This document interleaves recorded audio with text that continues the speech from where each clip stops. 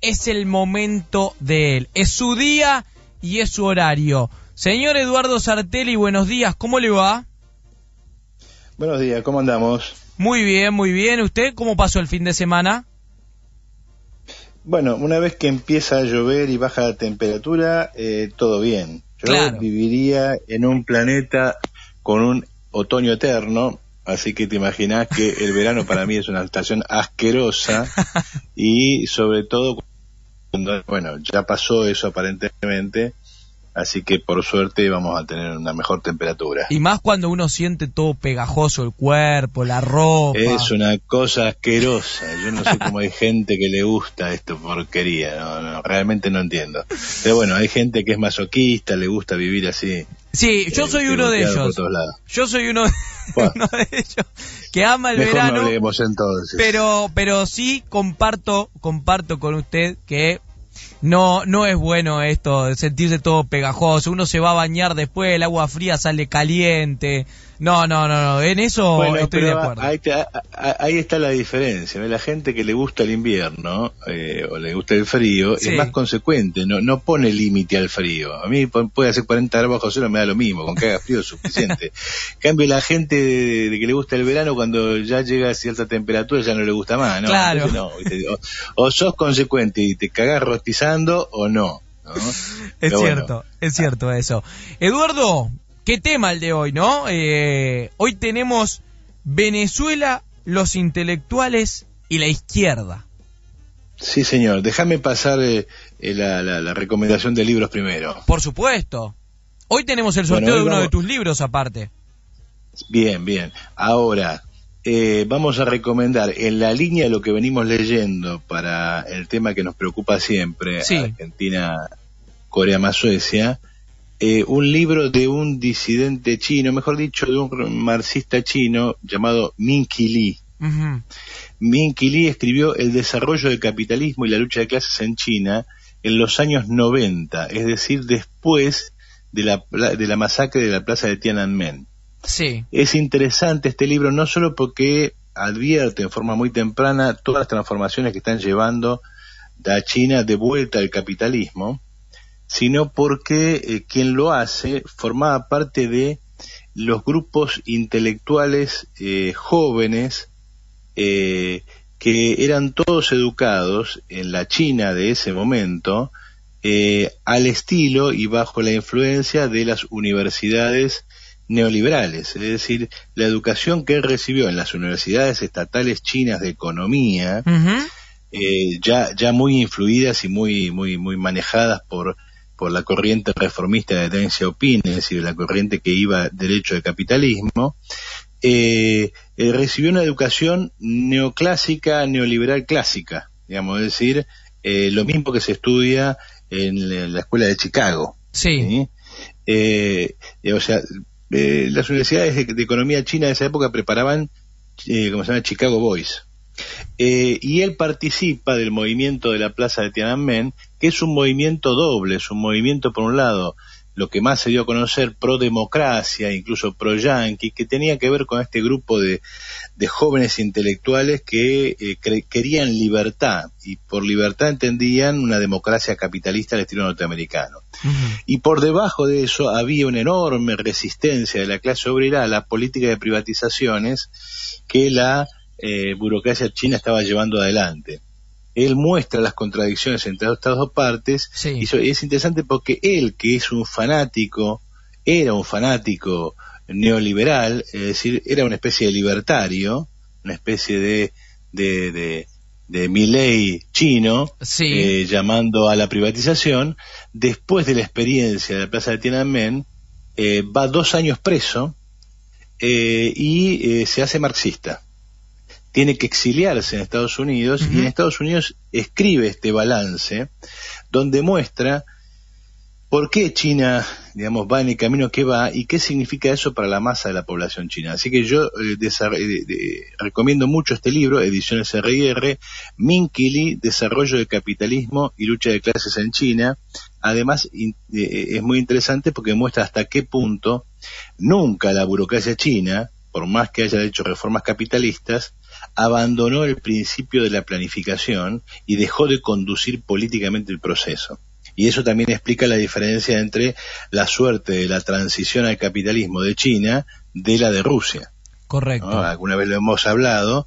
En Rusia se intentó la perestroika, es decir, la transformación económica, el avance hacia el capitalismo, junto con la glasnost, es decir, con la democracia capitalista. Y lo que los rusos no se dieron cuenta es que eso les iba a hacer explotar todo en la cara, porque los intereses de la clase obrera no son los intereses de las minorías intelectuales pro capitalistas. Es muy entonces examinar. Y la segunda recomendación ahora viene por el lado de la música. A ver, hoy justo que estamos en un día donde estamos a full con la música, dando efemérides. Como todo el mundo sabe, a mí no me gusta el rock, así que no voy a dar recomendaciones de rock. Voy a dar una recomendación de lo más parecido al rock, que todavía es música, sí. O sea, el jazz. Bien. Hay varios libros que se pueden leer, hay una cantidad de bibliografía enorme, ¿no?, sobre la historia del jazz. Hay una historia del jazz muy interesante, como de 700 páginas, en los breviarios del Fondo de Cultura Económica, muy barato, interesante porque va desde los comienzos hasta la década del 70, sí. Y le permite hacer un paneo. A mí me gusta hacer ese tipo de paneos históricos, o sea, por temporadas. Incluso han salido una colección de libros ahora que facilitan ese recorrido. Se llaman en general, se llaman 1001 algo que tenés que ver, escuchar o lo que sea antes de morir. Bien. ¿No? Entonces tenés, por ejemplo, 1001 fotografías que ver, ¿verdad? 1001 casas, claro. 1001... que no te da el tiempo si tenés que hacer todo eso. Sí, te da. Si ¿Te lo da? haces consecuentemente, te da. Sí, mira, yo, digamos que escucho mucha música, sobre todo conmigo y ese tipo de cosas. Hice esa experiencia con el de música clásica y con el de canciones. Sí. Y realmente aprendí mucho, y además te permite hacer una serie de ejercicios interesantes. Por ejemplo, ver la variación, la transformación, el proceso de desarrollo, pero también ver lo que se conserva, ¿no? Uh-huh. Lo que se va conservando a pesar de las transformaciones, incluso a lo largo de cientos de años. Uno puede darse cuenta que mucho de Silvio Rodríguez, por ejemplo, está en John Dowland, un músico renacentista inglés. Sí. Uno va siguiendo eso y se va a encontrar con que mucho de la música renacentista barroca, sobre todo la ligada al laúd, ¿sí?, al laúd o a la tiorba, renace en la milonga pampeana. Es decir, uno puede ir viendo las transformaciones y al mismo tiempo la conservación, ¿no? Bueno, en este caso yo voy a recomendar, para los que son amantes del jazz, también recomiendo un libro de Eric Hobsbawm, el famoso historiador marxista argentino, iba a decir. Ese soy yo. Este es inglés. Y Hobsbawm, que perfectamente podría ser argentino, por razones que algún día podemos hablar. Hobsbawm era fanático, además de historiador y de conocer de muchas cosas, era fanático de jazz y escribía una columna de jazz en una revista especializada, sí. Y juntó varias de esas y las publicó. Se llama Jazzman. Uh-huh. No sé cómo se traduce en castellano, no sé si está traducido, creo que sí, pero es interesante porque ahí habla de muchas cosas, habla de Ella Fitzgerald, habla de Duke Ellington. Duke Ellington, que era un chorizo, digamos, ¿no?, firmaba como propias, sí. Músicas y temas que en realidad eran el resultado de trabajo colectivo. Se paraba ahí con su orquesta y decía, bueno, muchachos, a ver qué hacemos. Iban saliendo cosas y después él le ponía su nombre. Bueno, cosas así, muy interesantes. Pero el que quería recomendar hoy es un libro que se consigue en una editorial muy interesante que se llama La Caja Negra, que ha publicado cosas muy interesantes sobre música, algunos libros sobre punk, sobre post-punk, sí, muy interesante. Y el libro que a mí me gustó se llama Black Music, es de Leroy Jones, o como él eligió llamarse, Amiri Baraka. Sí, y es bien. Muy interesante porque examina la escena del jazz, que por ahí, digamos, es interesante, pero medio, a mí me aburre un poquito. Me hace acordar a esa música de la librería Gandhi. No, vos sos muy joven, sí, bastante. Pero en los años 90, bueno, no me lo refriegues. No, ni mucho menos, pero pensá que nací en el 92. Bueno, no te voy a decir que. En los años 90, cuando vos estabas ahí cagando pañales, ¿no? Todos los que estudiábamos en filosofía y letras durante los 80, los 90, íbamos a la librería Gandhi, Sí. porque era, digamos, en esa época ser culto era tener libros, no como ahora, ¿no? Que con internet todo el mundo tiene algo. En esa época ser culto era andar revisando libros, y entonces ibas a la librería Gandhi y te encontrabas con libros espectaculares que no podías pagar, por supuesto, pero lo que tenía que siempre estaba a media luz, así sea un sábado que partía la cabeza el sol y adentro siempre había una temperatura linda, y además a media luz y siempre con música tipo, digamos, Miles Davis, Claro. Thelonious Monk, ¿no? Todo ambientado. Claro, vos sentabas ahí y era todo so what, digamos, ¿no? Bueno, entonces, pero Amiri Baraka, por un lado, es un nacionalista negro, es un tipo de izquierda, que reivindica el free jazz como una de las formas de la rebeldía cultural negra, una serie de posiciones intelectuales que hoy yo consideraría que no son correctas, que hacen una vinculación excesiva entre la forma de la música y la posición política, Sí. pero que es interesante para acercarse a la obra de gente como, bueno, Thelonious Monk, gente como Coltrane, gente como Miles Davis, como Sonny Rollins, o sea, gente que a uno le gusta escuchar, ¿sí? Siempre que no se zarpen demasiado, ¿no? Bueno, este libro vale la pena. Yo creo un conjunto de escritos sobre el free jazz entre el 59 y el 70. Perfecto. Dicho esto, repaso lo último que tiene que ver con tu recomendado Estrella Roja, que hoy están participando los oyentes, 4094-7100, nombre completo, los últimos 3 números del DNI, y de ese modo ya están participando para llevarse el libro recomendado por el señor Eduardo Sartelli aquí en su espacio de La Sartelli por el Mango. Sí, y aprovechen para leerlo porque en breve, en un plazo no demasiado lejano, sí, se viene la segunda parte de Estrella Roja. Muy bien. Estrella Roja tuvo una segunda parte, el ingeniero Menni. Sí. Bien, dicho esto, intelectuales, Venezuela, izquierda. Sí, vamos por el plato de hoy. Yo recuerdo haber discutido años 2000 y moneditas con Atilio Borón acerca de Venezuela y de cómo Venezuela era un régimen opresivo, sí, y era un régimen que podía culminar en algo parecido al fascismo. Obviamente Atilio Borón señaló que yo estaba completamente loco y que todo eso era producto del sectarismo típico de la izquierda que no entiende el pueblo, ¿no? Sí. Con ese lenguaje típico de burócrata del PC, oportunísticamente peronista, como diría el Pipo Pescador. Efectivamente, cuando yo le señalé eso, todavía no se veía de qué se trataba esta historia. No se veía bien.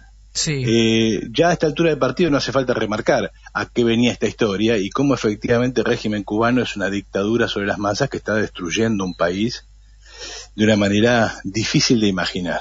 Pues bien, los últimos 2 datos que hemos tenido son el asesinato, ¿no?, de un periodista del PC venezolano, y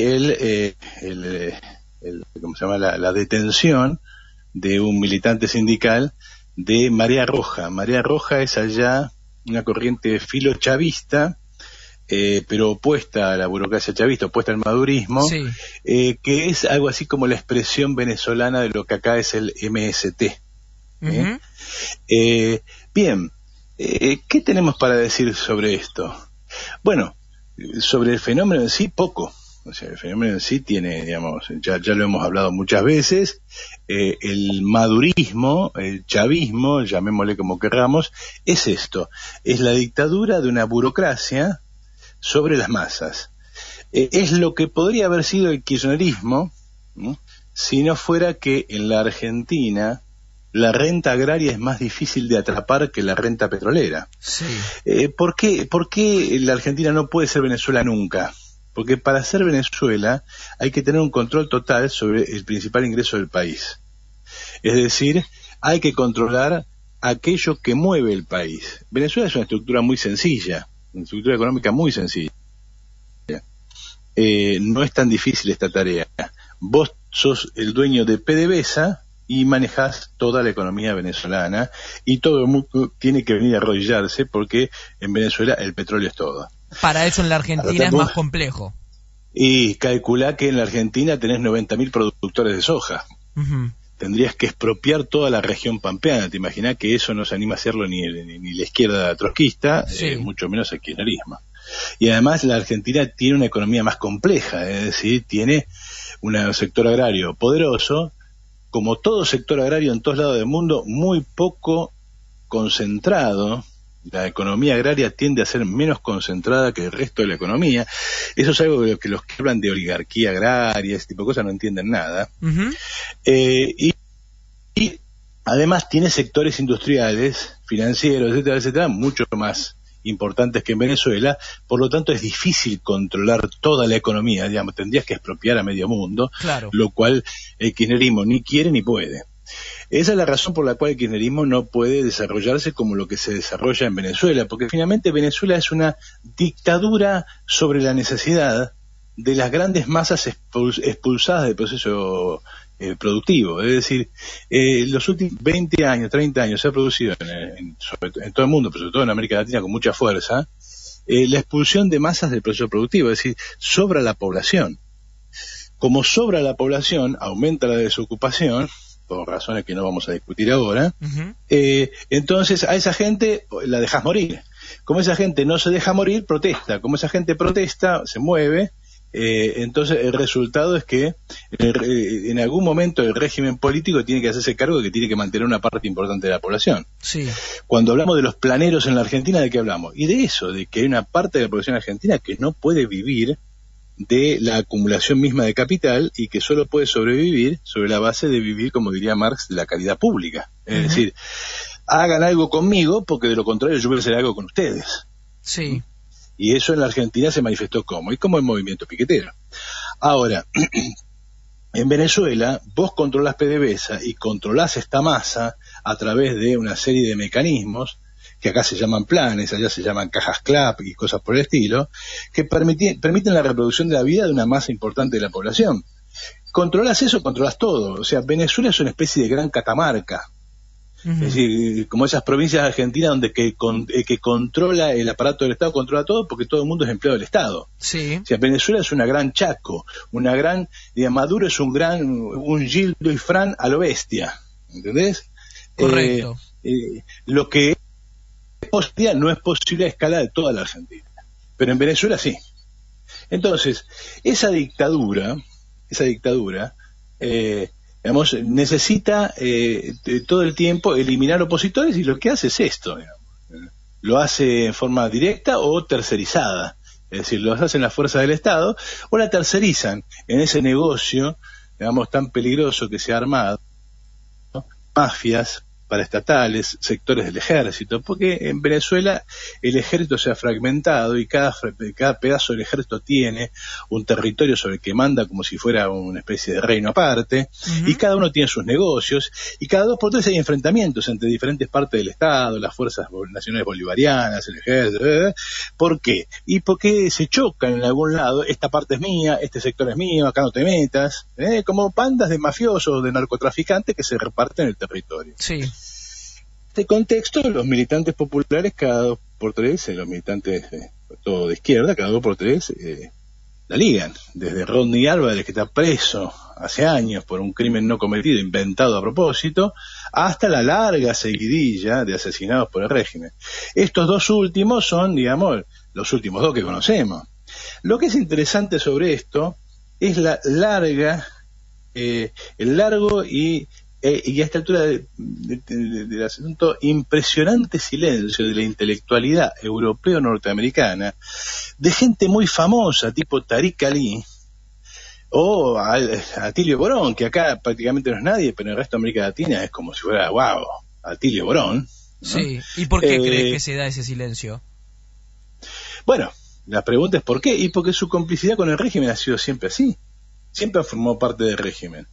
Son tipos que, es más, se gesta una intelectualidad flotante a nivel mundial estilo Oliver Stone, así, que fluctúa, va de una experiencia de estas en otra, haciéndose adular. Es decir, en su momento se hablaba del zapatur. Es decir, los zapatistas te pagaban el viaje para que vos vayas allá y hables maravillas del zapatismo. Chávez te pagaba el viaje para que vos vayas y después se hablas maravillas del chavismo y cosas por el estilo. Y se gesta una claque internacional cuyos compromisos con el régimen son enormes y por lo tanto necesitan responder a eso. Por otro lado, hay otra razón, que es el enorme atraso intelectual y político de la intelectualidad europeo-norteamericana que se dice marxista. O sea, son gente que publica en revistas importantes, son gente que publica en revistas académicas, son gente que ocupa lugares académicos importantes, incluso a niveles de la prensa popular, y sin embargo son notos y de marxistas tienen poco y nada, es decir, carecen de toda capacidad de perspectiva política, y entonces creen que cualquier cosa es de izquierda y que cualquier cosa es revolucionario. Y entonces es revolucionario Evo Morales, es revolucionaria Cristina Kirchner. Recuerdo uno de los principales tratadistas, uno de los principales especialistas en un tema muy complejo de la economía marxista, que es el tema de la evolución de la tasa de ganancia, que tiene una serie de consecuencias de estrategias muy importantes, que es muy difícil de calcular, que es muy difícil de evaluar. Es un tema para especialistas, o sea, eso sí. No lo hace cualquiera. Digamos, porque mucha gente cree que el marxismo es puro bla bla, no. La economía marxista es muy, muy compleja y requiere una capacidad computacional muy grande y una capacidad de pensamiento muy grande para poder hacer cálculos muy complejos.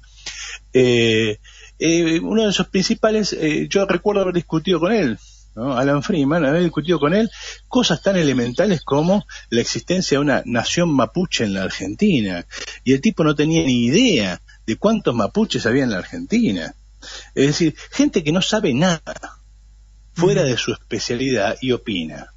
Y eso tiene que ver con el alejamiento de muchos de estos intelectuales de la vida práctica, es decir, no participan realmente de la vida de los partidos. Realmente no participan de la vida de los partidos, no son militantes partidarios y no entienden nada. No entienden nada. Y por supuesto reaccionan con mucha facilidad a los cantos de sirena de cualquier gil que en cualquier lugar del mundo les ofrece un viajecito, un lindo hotel. Yo recuerdo haber viajado en esta asociación bolivariana, ¿no? Y haberme hospedado en el principal hotel de Caracas, que era, digamos, como un lujo asiático, ¿no? Sí. Y te digo que si yo hubiese seguido, si yo hubiese salido de allí hablando maravilla del chavismo, todavía estaría yendo todos los veranos a vacacionar en ese hotel. Claro, ¿entendés? Entonces, es una parte del silencio miserable de ese sector. Probablemente más miserable es el silencio de la izquierda argentina y la Latinoamérica. El PCB venezolano viene siendo marginado, prohibido, castigado sistemáticamente por el chavismo. En parte es su responsabilidad, porque siempre fue un pro-chavista y siempre se negaron a salir de la alianza chavista, con ese asunto de que hay que estar cerca del pueblo, ¿no? Si te suena peronismo y izquierda en la Argentina es eso. Sí. Bueno, a pesar de todo ese castigo, se la bancan, están ahí, y bueno, lo peor de todo es que el resto de los PCs de América Latina no dicen nada, ni siquiera a favor o en defensa o en tímida defensa de este tipo de cosas. Claro. Y no solamente el PC oficial, tener el PC disidente, tipo de PC Partido Comunista de Congreso Extraordinario y cosas por el estilo, que publican, digamos, banderas en las cuales está la clásica Marx, Engels, Lenin, y después aparece San Martín, por supuesto, porque somos nacionalistas, y después aparece Chávez, Evo, Néstor. Es decir, bueno, ahora, lo más impresionante es que la izquierda, que siempre se ha declarado antipopulista, anti este tipo de experiencias, que incluso ha sido categorizada como gorila, ¿no? La izquierda trotskista no dice nada, se calla la boca. ¿Y por qué? Habla muy, digamos, suavemente del asunto, ¿sí? lo tratan muy lateralmente, incluso los partidos que tienen militantes en Venezuela, que han debido ser defendidos por otros agrupamientos. O sea, para que Izquierda Socialista dijera algo sobre Rodney Álvarez, tuvimos que patotearlo durante meses. El MST acaba de decir, bueno, podemos hacer un tuitazo para ver si reclamamos por la libertad de este compañero venezolano. Nosotros lo estamos llamando, bueno, vamos a la embajada, hagamos quilombo en la embajada, hagamos algo. Sí, ¿no? Dejar las redes como sí, algunos... Algunos se quedan en la oficina, algunos funcionarios se quedan en la oficina y se alejan del pueblo, algunos, como vos decías, algunos pensadores se alejan de los partidos y algunos se alejan de determinadas estrategias que se deberían tomar y se toma la función de verlo desde la oficina, verlo desde afuera, verlo desde las redes sociales. Apretás, digamos, le das tweet y, digamos, y parece que hiciste algo. Sí. ¿Entendés? Y en realidad lo que estás haciendo es tratar de no hacer demasiado quilombo. ¿Por qué? Me preguntaste por qué. Bueno, lo hemos dicho muchas veces, el compromiso de esta izquierda supuestamente trotskista con la ideología kirchnerista, con la ideología Nakam Pop, con el mundo progresista al que le piden votos, es tan profundo que no son capaces de manifestarse abiertamente contra lo que pasa en Venezuela por temor a perder eso. Ni siquiera lo hacen en relación a Nicaragua, otra dictadura lamentable. Sí. Es más, son los que salieron a vender la idea del golpe de Estado en Venezuela, en Bolivia, como si en Bolivia hubiera habido un golpe de Estado y como señalamos en su momento, creando la cobertura por la cual el propio kirchnerismo en algún momento iba a gestar, por lo tanto se curaba en salud, digamos, asociándose a la situación boliviana.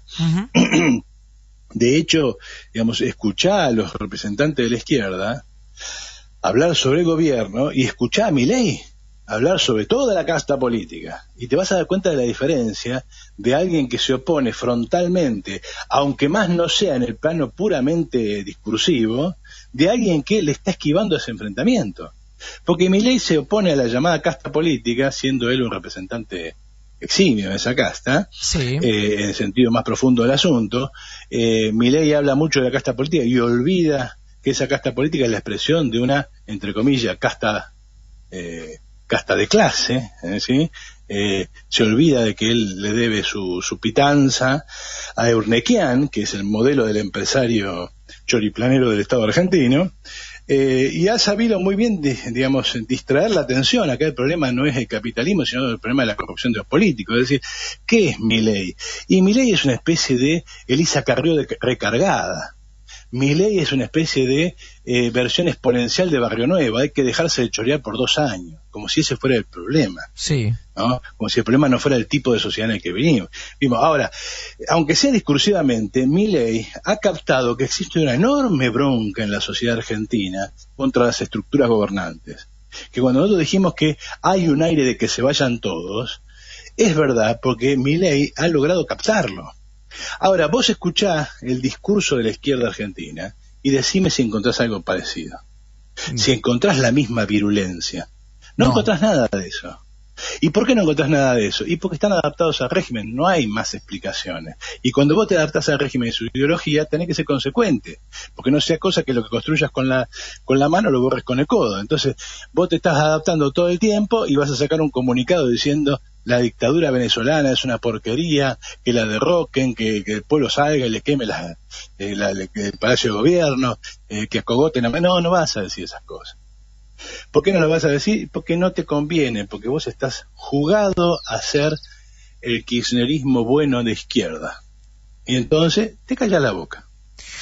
Este escenario vergonzoso es el que protagonizamos y que cada tanto vuelve, porque yo te garanto que hacemos esta columna dentro de 3 meses y tengo más ejemplos para decir lo mismo.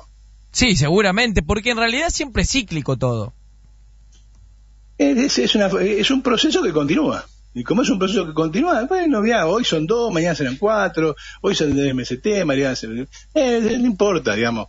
La cuestión clara es esa, porque mucha gente, sobre todo los diarios burgueses, hablan de la dictadura de Maduro, cuando la dictadura de Maduro se la agarra con López, o con Guaidó, o sea, con los representantes insignes de la derecha venezolana. pero por debajo, los que principalmente la ligan en Venezuela no son ellos. Ellos han llegado a un entente con el chavismo. No son ellos, porque si el chavismo quisiera los acogota a todos, no tiene ningún problema. ¿Sí? No son ellos porque el chavismo no quiere confrontar con esta gente, porque supone que en algún momento... Eduardo, ¿estás ahí del otro lado? Se nos cortó Eduardo. Bueno, ahí vamos a recuperar la comunicación con Eduardo Sartelli, que estaba desarrollando su columna en relación a esto. Venezuela, los intelectuales y la izquierda, todo un proceso que él comentó, que empezó a discutir desde principios de los 2000. A ver si, Eduardo, te tenemos como para cerrar, que ya nos quedan pocos minutos para terminar el programa. Hola, yo estoy acá, ¿eh? Ahí está, Eduardo. Te decía, ya finalizando, digamos, lo que tiene que ver con la columna, que ahora tenemos que entregar el programa, para cerrar, ¿qué podemos agregar a esto? Bueno, volviendo al principio, las experiencias que estamos viendo en América Latina son de alguna manera recordatorios de eso que hablamos al principio, es decir, salvando las distancias sociales, lo que estamos viendo en América Latina es una especie de masacre de Tiananmen en cuotas. Uh-huh. La semana que viene, si querés, lo hablamos. Me gustó. Y te dejo una cosa más de un oyente que nos mandó un mensaje, Federico de Caballito. Preguntale a Eduardo qué piensa de la brasilización de Argentina, porque según él, lo que demuestra el oyente, ya que la experiencia venezolana es difícil de replicar acá, ¿no convendría pensar en una capa gigantesca de población estacionalizada en la pobreza, acostumbrarse a niveles de 40-50% de pobreza crónica? Sí, porque eso ya existe, pero no porque en realidad la Argentina está peor que Brasil, y lo que los brasileños temen es la brasileñización, la argentinización de Brasil. Bueno, entonces... Es decir, una sociedad que carece de esa dinámica que tiene Brasil, o sea, la Argentina. Lo desarrollamos la próxima también, ¿te parece? Dale, un abrazo grande. Abrazo, Eduardo, gracias.